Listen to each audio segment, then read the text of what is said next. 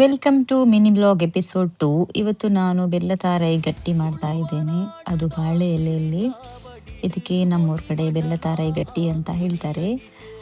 ಮೊದಲಿಗೆ ನಾನು ಇದಕ್ಕೆ 1 ಕಪ್ ಕುಚ್ಚಲಕ್ಕಿ ಮತ್ತು 1 ಕಪ್ ಬೆಳ್ತಿಗೆ ಅಕ್ಕಿ ಹಾಕಿ ಸ್ವಲ್ಪ ಹೊತ್ತು ನೆನೆಸಿದ್ದೆ, 3-4 ಗಂಟೆ. ಆಮೇಲೆ ಬೆಲ್ಲ, ಕಾಯಿ ತುರಿ ಮತ್ತು ಏಲಕ್ಕಿನ ಈ ಥರ ಮಿಕ್ಸ್ ಮಾಡಿಕೊಂಡು ಇದರ ಮೇಲೆ ಈ ಥರ ಹರಡಬೇಕು. ಮಾತ್ರ ತೆಳುವಾಗಿ ಅಂಟಿಸ್ಬೇಕು ಅಕ್ಕಿ ಹಿಟ್ಟನ್ನು. ಆಮೇಲೆ ಈ ಥರ ಫೋಲ್ಡ್ ಮಾಡಿ ಸ್ಟೀಮ್ಗೆ ಇಡಬೇಕು. 10 ನಿಮಿಷ ಸಾಕು ಅನಿಸುತ್ತೆ. ಅದಾದಮೇಲೆ ಈ ಬಾಳೆ ಎಲೆಯನ್ನು ನೀವು ರೆಡಿ ಮಾಡಿರ್ತೀರಲ್ಲ, ಬಾಳೆ ಎಲೆನ ಚೆನ್ನಾಗಿ ತೊಳೆದು ಅದನ್ನು ಸ್ವಲ್ಪ ಬೆಂಕಿಯಲ್ಲಿ ಬಾಡಿಸ್ಬೇಕು. ಆಮೇಲೆ ಅದಕ್ಕೆ ಮುಚ್ಚಬೇಕು.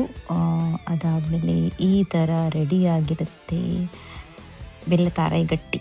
ಅಂದರೆ ಸಿಹಿ ಇರುತ್ತೆ ಇದು.